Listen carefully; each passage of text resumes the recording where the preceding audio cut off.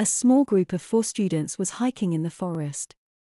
Diane, Daniel, Tessie and Thomas liked hiking. They often went on tours and they managed to sweep the entire surroundings of their town. However, today Tessie stopped and stared at a manor on the nearby hill. "Hey, guys. Look at the manor. If I'm right, there were ruins last year there."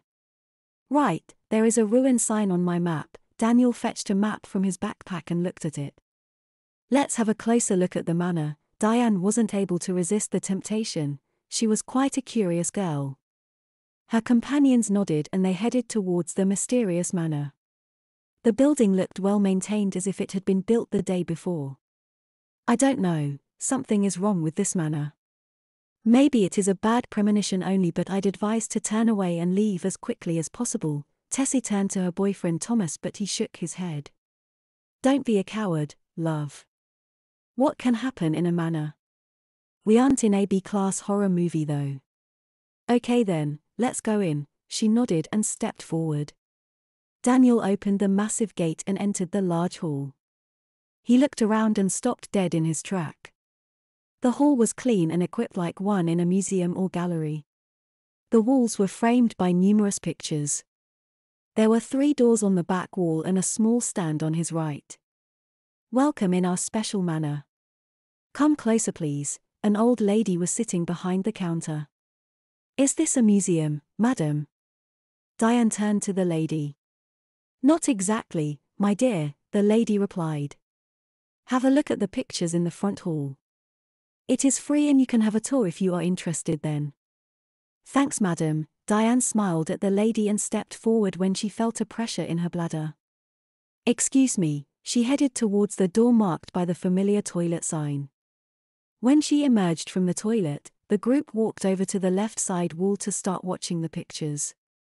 Although the pictures were artworks, they weren't too interesting.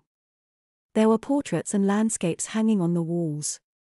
The group passed the entire hall and Diane almost headed toward the exit. She didn't understand the words special manor when she looked back and spotted a portrait they had passed earlier.